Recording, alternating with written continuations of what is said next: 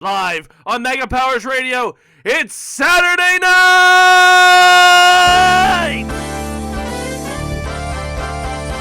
It's Saturday night, presented by Fanboys Anonymous,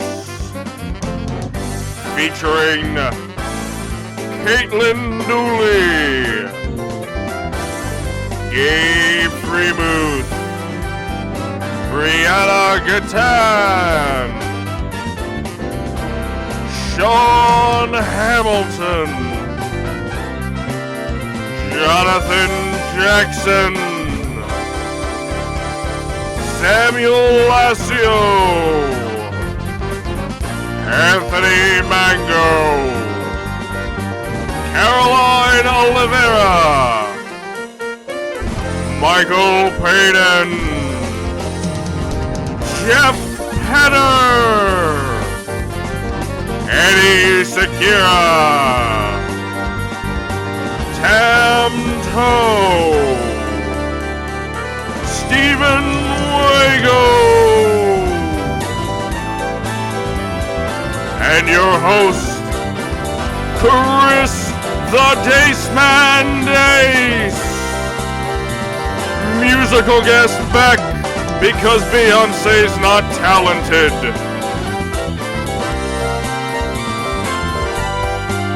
Ladies and gentlemen, your host, Chris the Dace Man Dace.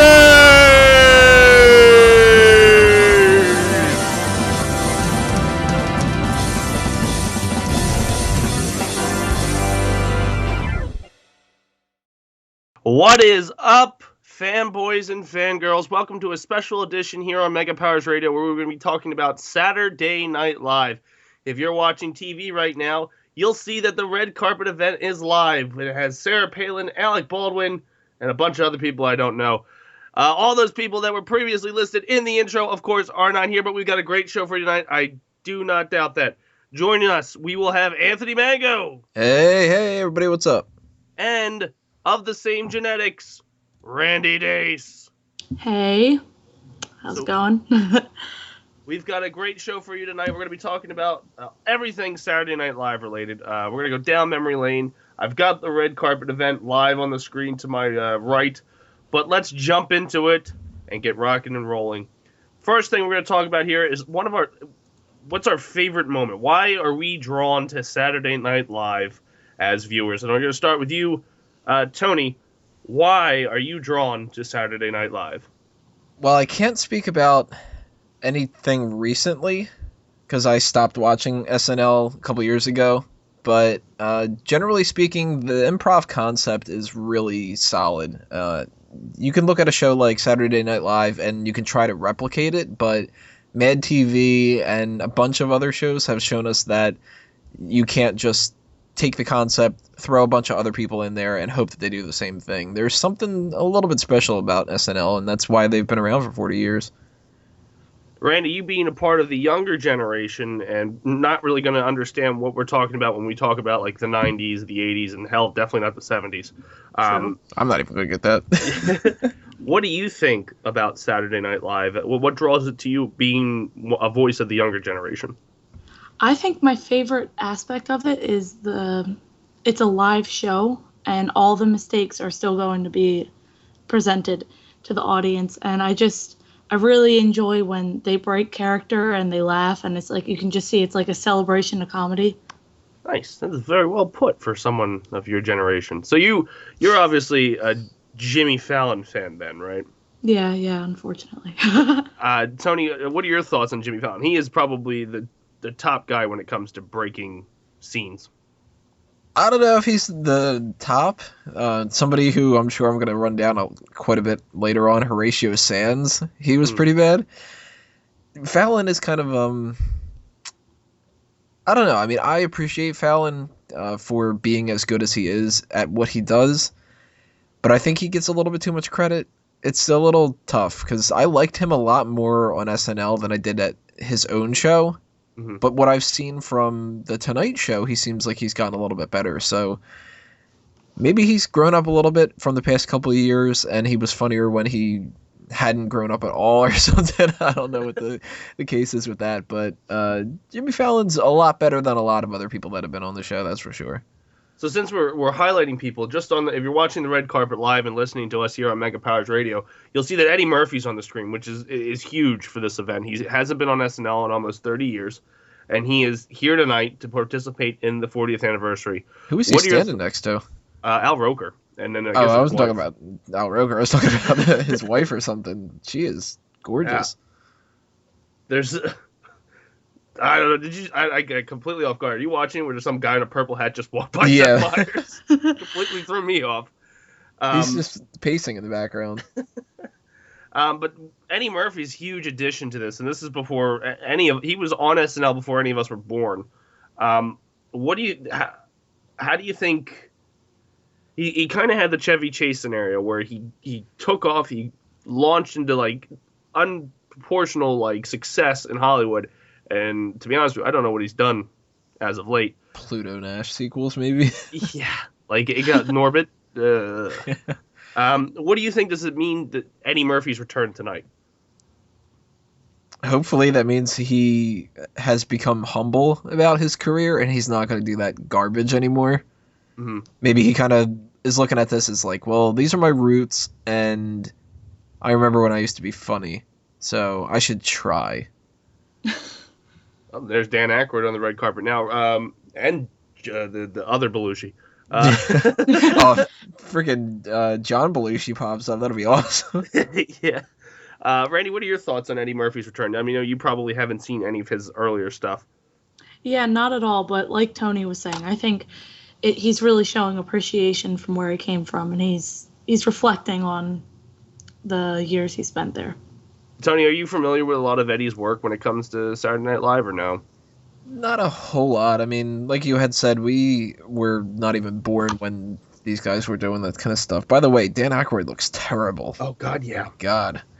Glad he's not going to be a Ghostbuster. He looks like, what's the name of the guy that Andy Kaufman played? Oh. The fake character? Oh, shit. Tony Clifton? Yeah, Tony Clifton. Yeah, he looks like that. My God, he looks terrible. Eddie Murphy, though, two things that I do remember from him, from just watching like old clip shows and stuff like that. He did some kind of a like musical number before with like a hot tub or something. I think it was a musical number. It might not have been. I think it was like a James Brown hot tub scene or something. Oh yeah, I remember that.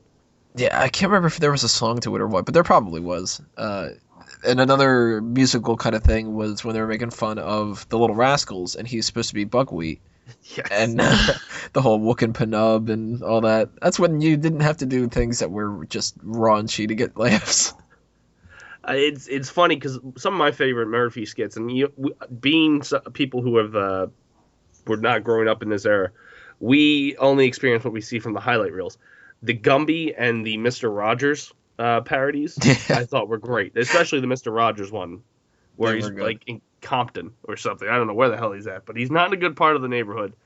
And he was hilarious. And he only spent like maybe 3 years on the show before he got big. To talk a little bit more about the casting and stuff like that, the original Not Ready for Prime Time Players kicked off in 1975.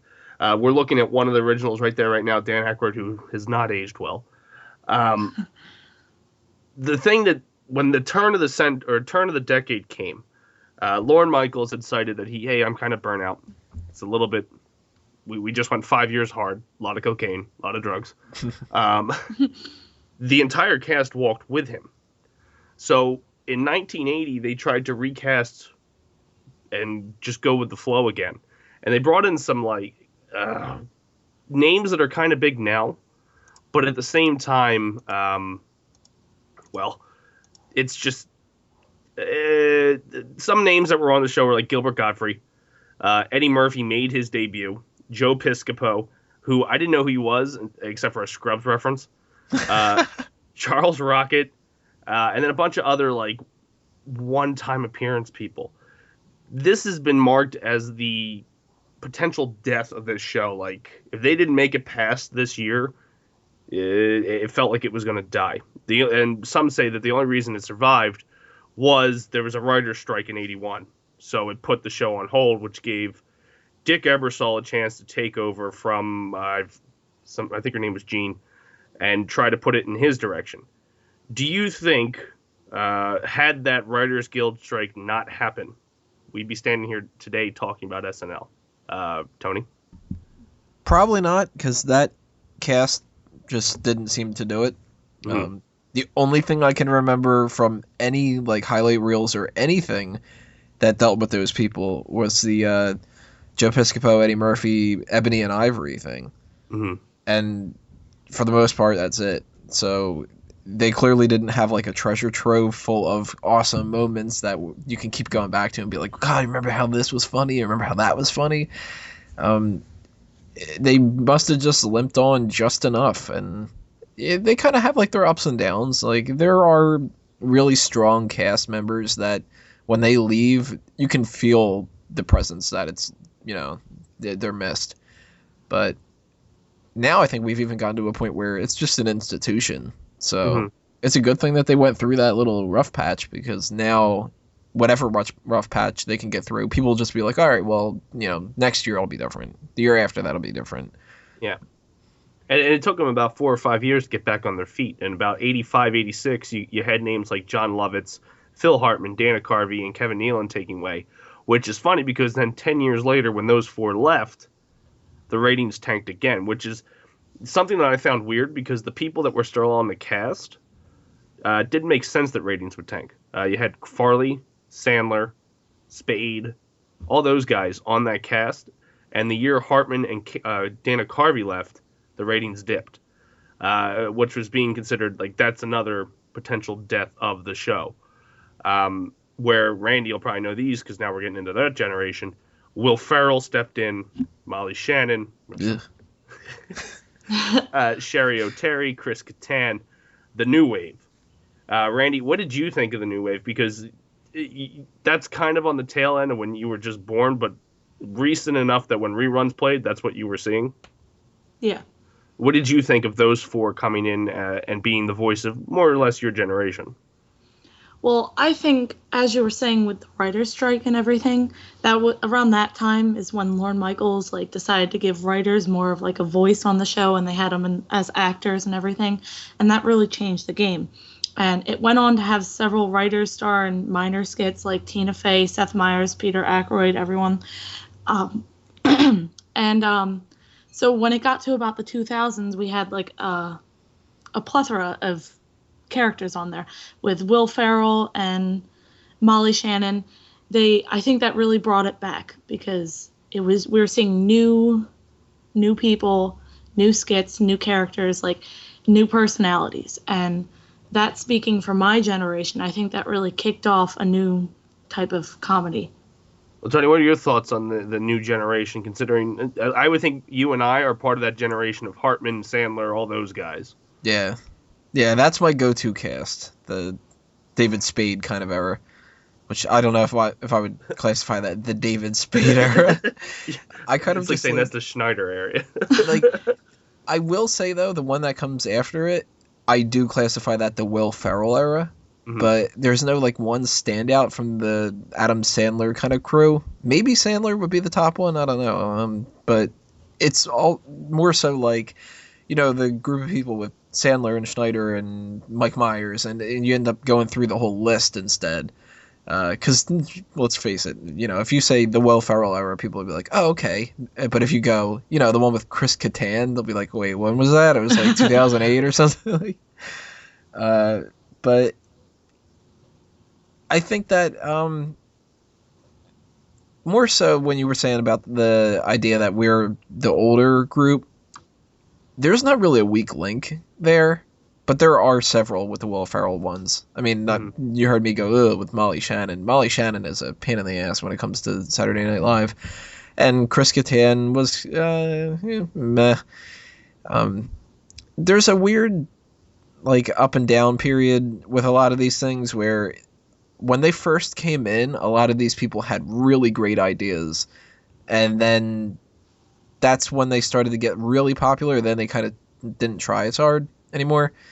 Will Ferrell did that a little bit, not as much as he did when he came to a movie career, because the movie career just became the same thing over and over again. Mm-hmm. But I don't know. I definitely prefer that older cast. Now, the cool thing is, between the cast we're talking about now, the early 90s and then the late 90s into 2000s, spawned the most movies. And the thing that kicked it off came from the cast that Tony and I fondly reflect on, was Wayne's World, which was released February 4th, Valentine's Day, 92. Weird Valentine's movie, but it was released then. Being one of the most successful movies of its time. But there was also a bunch of other movies. You had the Blues Brothers, and they had a sequel in 2000. You had Coneheads. You had the Wayne's World sequel. You had the not so successful It's Pat that was pulled after a week. Thank God. It was a stupid ass sketch to begin with. Yeah, it made $60,000 opening weekend, and they said, nope, it's out of the theaters. You had the horrific bomb that was Stewart Saves His Family, which, interesting note for us wrestling fans, Justin Roberts has a cameo in that movie. I don't even know what that's referencing. It's the Al Franken character. I don't even know that. I think it's that guy that talks into a mirror, isn't it? Huh. Stuart Smiley, maybe? I don't know what his name is. Then it also spawned movies such as A Night at the Roxbury, Farrell and Catan, Superstar with Tony's favorite alum, Molly Shannon, the Ladies' Man, which, how Tim Meadows got a solo feature after being on SNL for 10 years with only one reoccurring character, I'll never understand. And then MacGruber, which is the most recent one. It took him 10 years between Ladies' Man and MacGruber to get MacGruber out. Also, SNL's credited, at least the film division, for inspiring the movie Office Space, which originated from a series of animated shorts by Mike Judge that aired in SNL in 93. The character Bob Roberts from the Tim Robbins film of the same name first appeared on SNL in a short film about the conservative folk singer. And the group The Folksmen first appeared on SNL, performing the song Old Joe Palace before later appearing in the film A Mighty Wind. And then Mr. Bill's Real Life Adventures is based off of the Mr. Bill sketches from the early seasons of SNL. So when it comes to films, which is about 10 of them, what was your favorite film? We'll start with you, Randy. Gotta be honest, I haven't seen about half of them. Well, you need to get educated then, because there's at least 3 on here you should have seen. Yeah, I've seen Wayne's World. Yeah, that's pretty much it. Yeah, that's about it. That might be the end of my list. Tony, what was your favorite movie out of this list? It's Pat? I think it's Pat, right? I don't know, man. It's Pat. I've only seen that about 1,500 times. Sex? Yes, please. It's Coneheads. Yes. I'm not as big on Wayne's World as a lot of people are, and I've never actually seen Blues Brothers. I think I've seen bits and pieces of it to where I've probably watched the whole movie, but Night at the Roxbury just is not that good, and Superstar, fuck that movie. Why would you fuck that movie? I don't understand. Well, I'm not gonna fuck It's Pat.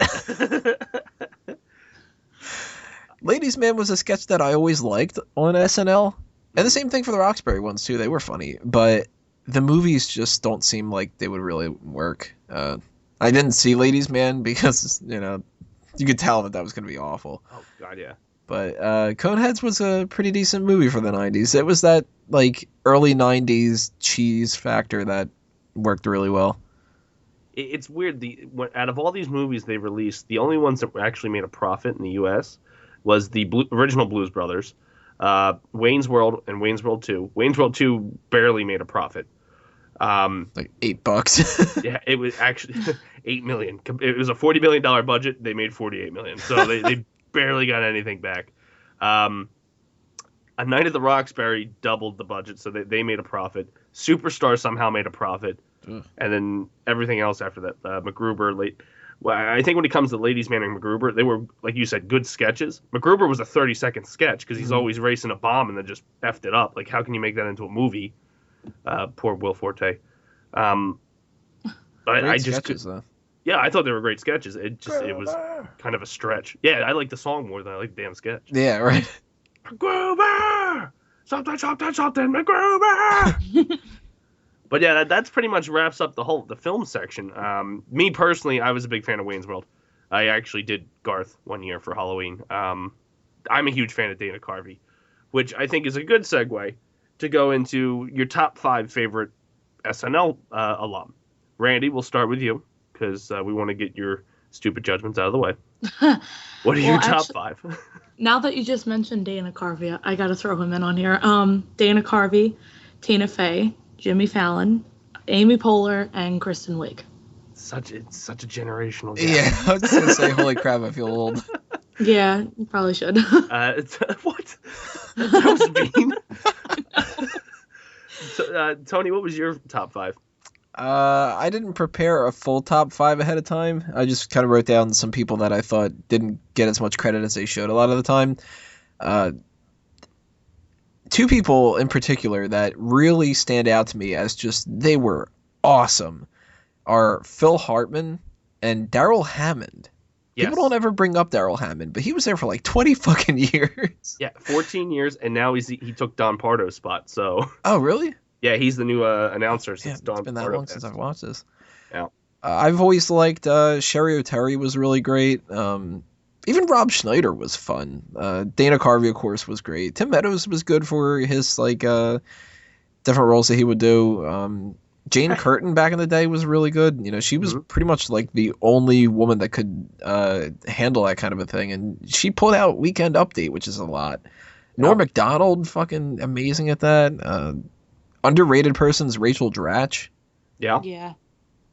But of course you can name the Will Ferrells and you can name the Adam Sandlers and stuff like that. But definitely, if I had to say a standout guy that never gets enough credit, it's Daryl Hammond, because that guy was just the man.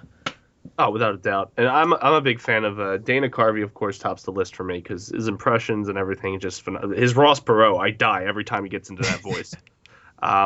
Big fan of, like you said, Daryl Hammond. He's done so much in his impressions. So as you can see, I'm geared towards impressionists. John Belushi was phenomenal. It's really unfair to actually pick anybody from that first cast because they were just allowed to do whatever the hell they wanted. Just like no restraints. It's like, hey, go out there and you've got 90 minutes. Do what you like. The first season, I think, women-wise, you'd mentioned Jane Curtin, which she was phenomenal. Gilda Radner is always forever immortalized. Like, everybody loves her. But I think Lorraine Newman was really good, too. Because when they always described her, she was the eye candy of that group. But at the same time, she never did the same character twice. So she was phenomenal. Phil Hartman, legend. And if you're going to get anyone from the newer side, I'm a big fan of Jason Sudeikis. I think he's cool. Yeah, he's good. Yeah. And I think he made it watchable during this trend. I feel like they're in another transitional period. Not that they have them anymore, but, you know. Bill Hader's good, too. Yes. Yeah. I feel like Go ahead. with I feel like with what you were saying, the transitioning period, like the year that like Kristen Wiig, Fred Armisen, Jason Sudeikis, all them left, it was really hurtful to them. Well, right now it definitely feels like they're trying to find their footing. They've got Kenan Thompson, who's playing the role of like a Daryl Hammond or a Tim Meadows. As I'm the vet. I've been here for a while. I'm going to help you carry scenes. And then you've got guys like Jay Farrow and Taron Killam that I think could be breakout roles. Just based on other stuff they've done outside of it. And Farrow has great impressions. Just bring back the other people from all that to join Kenan Thompson. Bring Lori Beth Denberg and shit. Kel Mitchell. Oh, here it goes. We're talking about favorites. Now, across the seasons, there's been a mismatch of people who have had one-off appearances one season. Some names that come to mind that are actually big names and are doing pretty well right now. But like Sarah Silverman was on there for a year. Ben Stiller was on there for a year. Randy Quaid. Just Robert Downey Jr., Michael Anthony Hall. All these names have one-off appearances. Who do you think was the most out of place? Maybe not. I'm not going to say that they were the worst, but just out of place cast member. We'll start with you, Tony. I never saw any of his work on there, but I can't imagine Robert Downey Jr. doing a good job. And that's not to say that he's a bad actor or anything. I mean, he's great, but him doing improv back then in that kind of an environment, I don't think that that's a recipe for something positive. Mm-hmm. Randy, who do you think? I assume it's going to be someone of the younger generation. I think it's Sarah Silverman. She's too independent. She's I remember watching episodes of her, and she's definitely just a background character. How she didn't last as long as Victoria Jackson, who I don't know what she did, just baffled me. But I think Sarah was a bit raunchier, and I would imagine in the writing meeting she probably pitched a lot of that, and they would go, "We're on network TV, go to Comedy Central." I think, like we had said, it's a lot of people who weren't good at the improv element. They went out and grabbed a bunch of big actors. It worked one year when they grabbed Martin Short, Billy Crystal, Christopher Guest. They all spent a year on SNL where it was phenomenal. But then they kind of pushed Julia Dreyfus and like Jim Belushi and the other guys that were the year before the main cast members back to the background because now they're taking most of it up. So it's definitely it's got to be your environment. You got to be able to roll with the punches. And if you can't, it makes it tougher to be in this kind of a TV show, especially when you got people like Jimmy Fallon laughing at you, trying to make you break. Yeah. And then, oh, look, there's Mike Myers. Hey, Mike. I wonder if Carson Daly's going to say something about George Bush not liking black people now that he's standing next to Mike Myers. Oh, that'd be great. Oh, no, you should say President Obama hates black people. That would completely throw Mike Myers in the fucking circle. Like, what the hell is going on? Why does this happen to me? Since we're still on the topic of casting, I think it's a good time to take a moment and reflect on those that can't be there tonight. You have cast members such as John Belushi, who passed away from an overdose of a speedball in 1982. Gilda Radner, who passed away in 1989 from ovarian cancer. Denitra Vance, I don't know who she is, but she passed away in 94 from breast cancer. Michael O'Donoghue, who passed away in 94 from a cerebral hemorrhage. Chris Farley, also overdosed from a speedball, who was mirroring John Belushi to a T in 97. Phil Hartman, who was murdered in 98, which is, it's still weird to think that.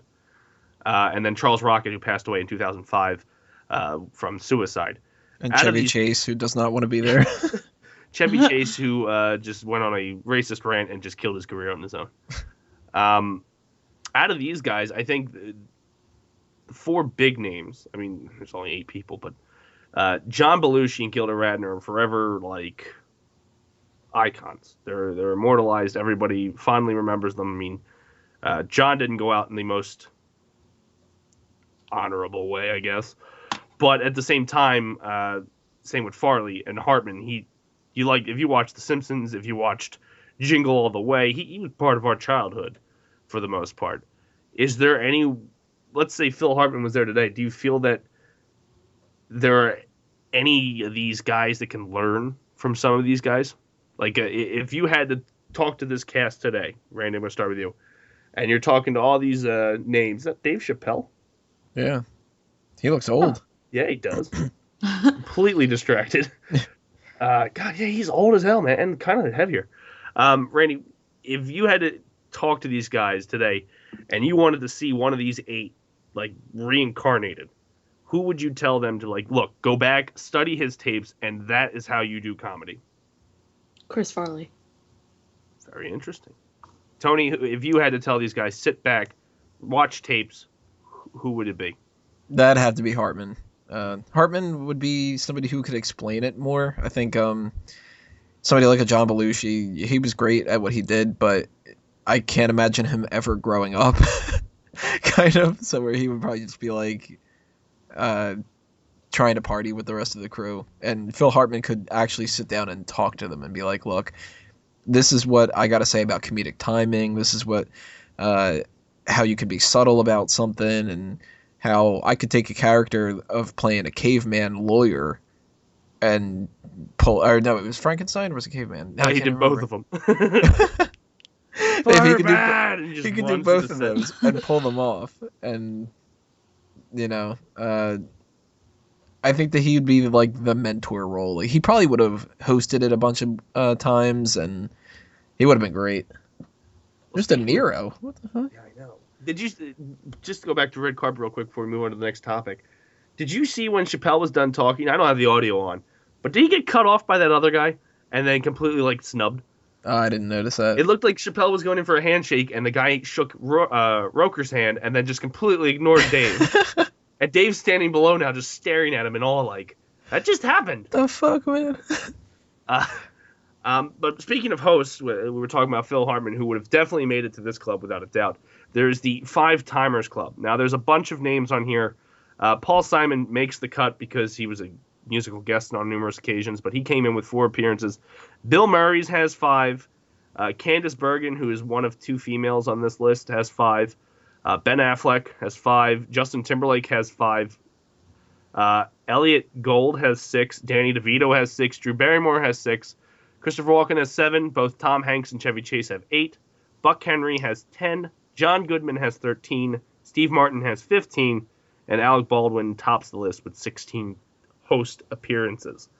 Now, we'll just keep it to the Five Timers Club because if we say, what's your favorite host, you've got to go over, 23 episodes a year and 40 years in the making. Holy shit.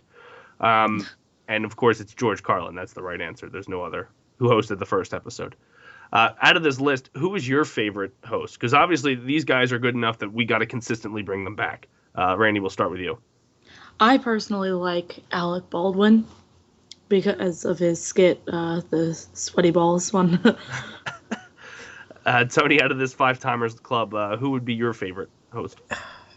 Baldwin's definitely up there. I don't know if I'd pick him as my favorite. Tom Hanks is actually pretty good. Yeah. Yeah. And Justin Timberlake he's without a doubt the best musical guest that they've ever had because he gets interacting in the actual show itself. But I think I'd have to go Steve Martin. Yeah, I agree. That's a good probably one I would have gone with. And Goodman's actually pretty good too. Yeah. Which, a side note that's funny, they passed over Goodman in 1980 to be a player on the show. They passed over him and Jim Carrey because they were up-and-coming comedians. Christopher Walken's another really good one. Yes. You could always tell he has a lot of fun. Yeah, and they did an interview with him, and the cool thing about Walken was it was a chance for him to step out of the consistent typecasting he got as scary motherfucker. So it was a good chance for him to broaden his comedic horizon. One of my favorite skits with Alec Baldwin was him and Canteen Boy.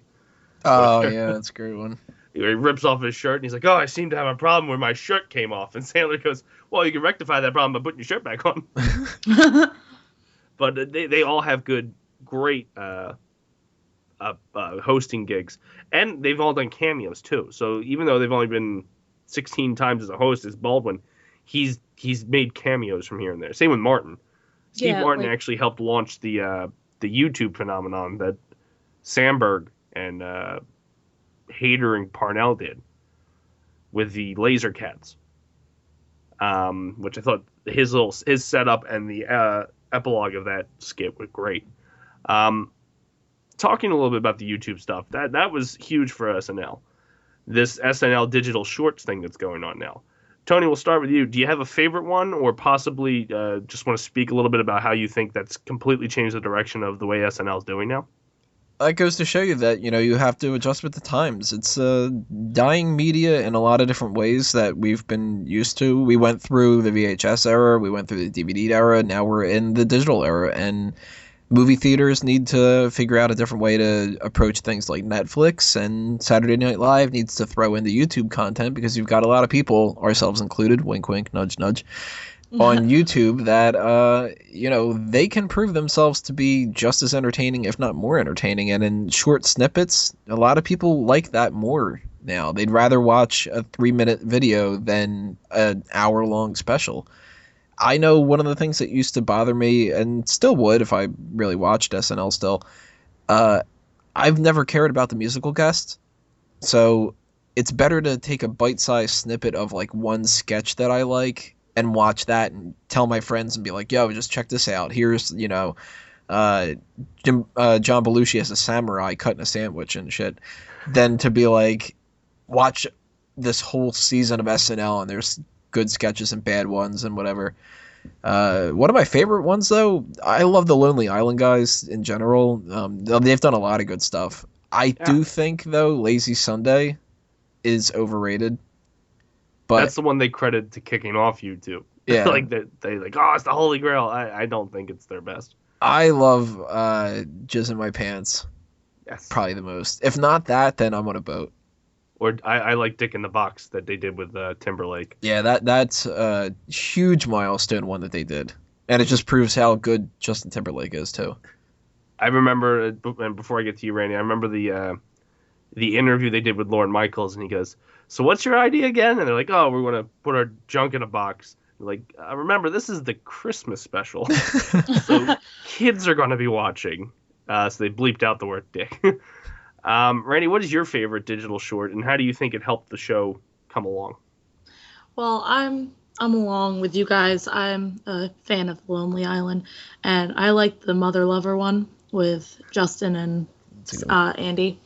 Nice. And I think as Tony was saying, that the short snippets are really what people want to see nowadays, and I find it hard to, like, especially with my age, talk to other people about Saturday Night Live, because they're kind of deterred from it because of the length, and they don't want to sit down and watch a hour show and only like about 15 minutes of it.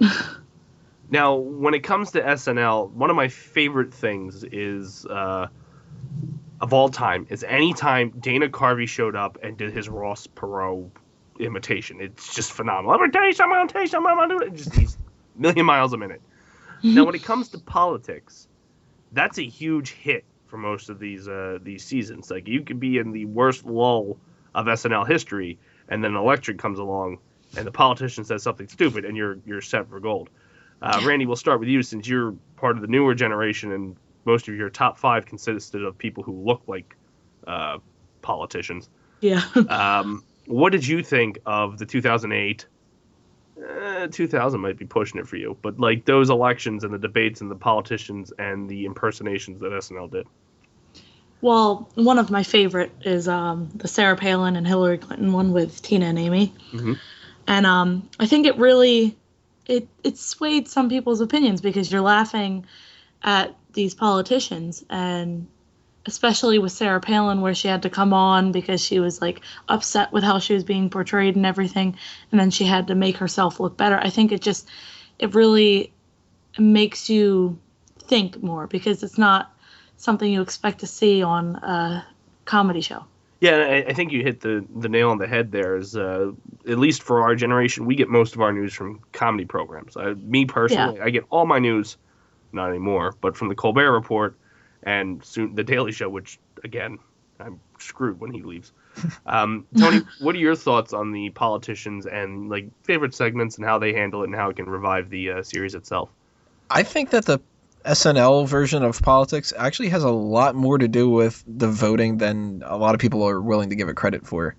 Tina Fey's Sarah Palin was the main reason why people knew what Sarah Palin was all about for a long time. And I'm sure that applied in a lot of different ways to a lot of the other ones too. Ew, Molly Shannon's on the screen. Ugh. I just thought of that, like, there's a girl. She's gonna rub her armpits and crap. God, she was so overrated. Two great impressions that I used to love, though. I loved the sketch that they did. Phil Hartman, again, I'm bringing him up, as Bill Clinton going to McDonald's was an amazing sketch. Daryl Hammond played a better Bill Clinton, though. Oh, and you talked about Dana Carvey with Ross Perot, his George Bush. Oh, my God. Oh, classic. Damn, that's good. Gonna turn the corner. Not gonna do it. Not gonna do it. Golf war. Persian golf. So good. I loved his Ross Perot where Phil Hartman was whatever running mate. He was a general that was apparently batshit crazy and would just say the random things. And they're driving along, and they were doing this skit where Carvey as Perot pulls over on a side road in the middle of the country. Goes, all right, well, go out there and check it. And then he floors it, leaving Phil Hartman behind. And he calls up his advisors. Yep, I did it. I left him behind. We're back on track. We're going to win the presidency. And Phil Hartman comes running up from behind and grabs the car, stopping the car, gets into the passenger side, and he goes, you left me! Harvey's like, I thought I hit the brake. I hit the gas on accident. That was a good one. I remember that. Yeah, the politicians, I think it's gold whenever they hit it right. I know they had problems with the Bush era because there was like 8 different people that played Bush. Speaking of, well, now that we're on the Bush topic, who do you think did the best Bush? You had Forte, Purnell, Ferrell. I think those were the guys that did Bush. Yeah. Out of those 3, Randy, who did you think did Bush the best? I liked Forte. Tony? Parnell. Nice. I'm going to go with Ferrell. Wasn't that the one that they had, like, everybody do their own version of Bush one episode? Like, even the black cast members? I think so, because they ran into the Ferrell did it for the first year, and then he left. And then they were like, oh, well, who's going to do it now? And I think they had everybody. But Hammond, to his credit, is the best Dick Cheney impression I've ever seen in my life. He's so good at that. Oh, Tom Arnold. He's not funny. Sorry, got distracted by the red carpet. His life's funny. It's true. I don't know how you can marry like Roseanne Barr. I don't know how come there's a bunch of people. We're looking at the red carpet, and you guys are watching this out there in the audio world. There's a lot of people on here that had nothing to do with SNL that are there, which I hope they don't include. Like, I don't like Melissa McCarthy. No. She was on. She was a guest. Yeah, one-time guest. Twice. Whatever. So O.J. Simpson was a guest too. Are we gonna have him on there tonight? Murdering some blonde chick. Dude, that'd be kind of awesome. Just murders. What's her name? McKinnon. I didn't do it. Glove don't fit. And fuck, Tim Meadows. Tim Meadows can play Johnny Cochran like he used to. Yeah, he was great at that. Memory lane. So we are underrated. We are almost 18 minutes away from the Saturday Night Live special. So what we're gonna do now is, Tony, SNL, final thoughts. What we're looking forward to in the future. You know, I hope that they can take a look back at the way that they've done these recaps. They're going to do some more tonight and everything. I want them to look at the old sketches that really worked and to try to implement that in the future. Something that I'm missing a lot is the act of subtlety. I would much rather watch Weekend Update with Norm Macdonald and have him, you know, if he's going to break subtlety and start it off with, and here's the fake news, you need to have some kind of an umph to it. Or, you know, the Celebrity Jeopardy ones were just amazing. And I don't know, you take a sketch that they would do now and they're kind of like pausing for laughter. They didn't do that as much back in the day.